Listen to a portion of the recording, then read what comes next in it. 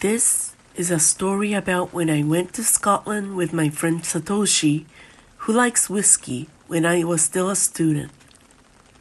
One day, while drinking with Satoshi, he suddenly said to me, "Hey, let's go to Scotland. Let's drink some real scotch."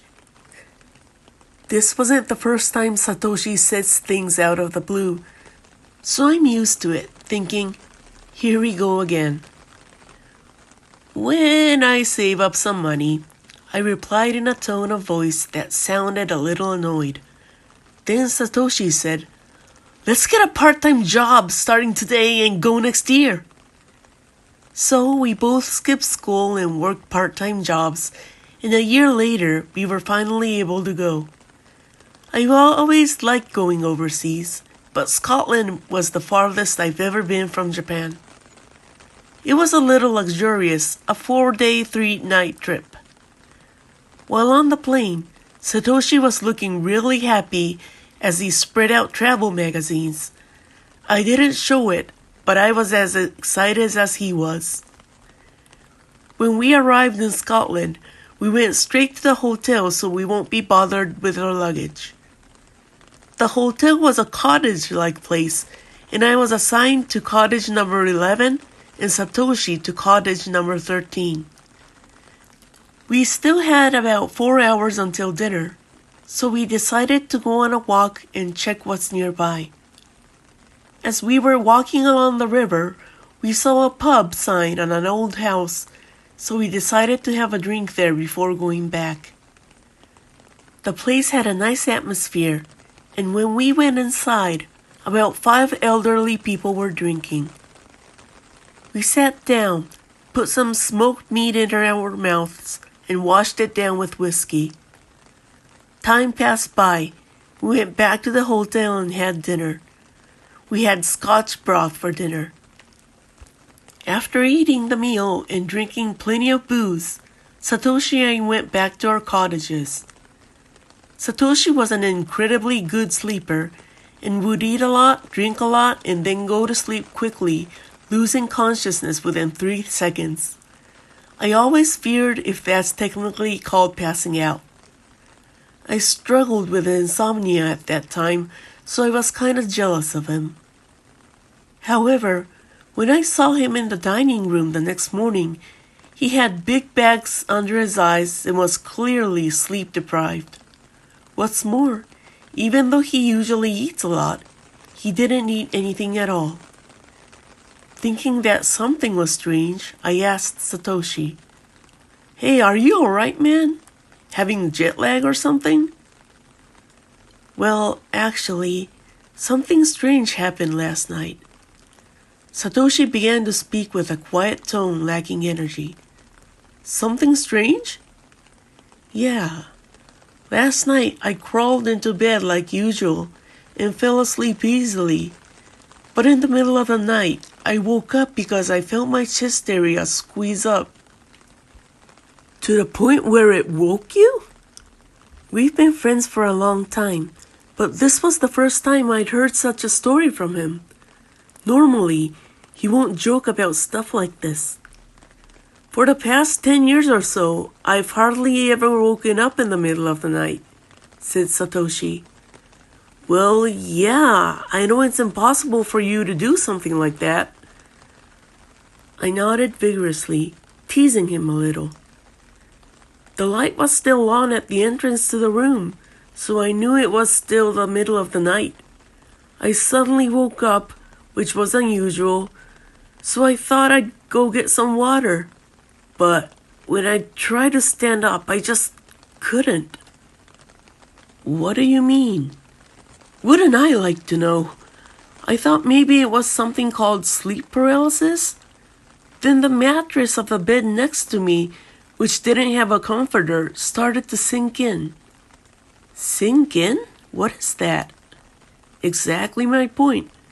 The sinking hole got bigger and bigger, and then it started to morph into something human-like, like a figure of a man." I was listening to his story. He continued. "The figure came closer to me. Then, as it got to the edge of my bed, it looked like it was watching me. Then it suddenly disappeared. The moment it was gone, the upper part of my chest suddenly felt heavy, felt really suffocated. Then an invisible man climbed on top of you? That's what it was. I don't really know either. I thought it was a scary story, but I thought it was probably due to fatigue and drinking too much alcohol the night before. So I finished listening to Satoshi's story and ended it. After breakfast, I thought about going out somewhere, but Satoshi seemed sleepy, so I decided to sleep all day and prepare for the next day. By dinner time, my friend had completely regained his energy, and I was relieved to see him in good health. The next morning, the doorbell to my cottage rang, and I found Satoshi excited. Wondering what was going on, he said, "There's a mushroom crop growing under the window." I was still half asleep, but Satoshi led me to his cottage number 13 and showed me the crop circle. There were mushrooms with caps about 2 inches, forming a circle about 3 feet in full. I told Satoshi that it was probably a coincidence, but looking at Satoshi and his joyous face, I kept that thought to myself. Mushrooms. Oh geez. We drank scotch all day again, and it was time for the next day. There was still a lot of time before the flight back, so Satoshi suggested going for a walk again. This time, we decided to go to the forest. Even though it was our first time in the place, Satoshi walked through the forest as if drawn by something. I wanted to tell him to turn back, but there was something strange about his enthusiasm, so I couldn't talk to him. I continued walking through the forest in silence, and Satoshi stopped me when he came across what looked like the remains of an old castle. Although it was old enough to call it ruins, the 4-story castle building itself was still intact, and the windows and entrance doors were gaping and hollow like a skull, with its eyes and mouth open. I suddenly felt a chill run down my spine. The whole appearance and its ambience told me in an intuitive way that something was wrong. I told Satoshi that we should turn back, but he went inside without saying anything. I thought about leaving him there, but I was worried about him, so I decided to wait outside instead of going inside. While I was waiting, I took my digital camera to take a picture of the castle. It was still a cool sight to see, and we don't have anything like this in Japan. But for some reason, I couldn't press the camera's button.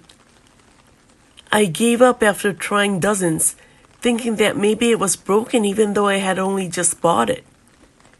About an hour passed, but there was no sign of Satoshi coming back. It was almost time for a flight, so I decided to go inside to look for him.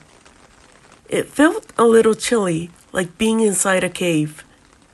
After walking a little further, I heard laughter, and thinking it was probably Satoshi's voice, I went towards it. When I went further in, I saw Satoshi laughing alone in front of an old mirror. This was way too creepy, I thought. But I reckoned he was trying to scare me, so I told him it was time to leave. Then suddenly he stopped laughing, called my name, and said he'd be right out. Well, that was strange.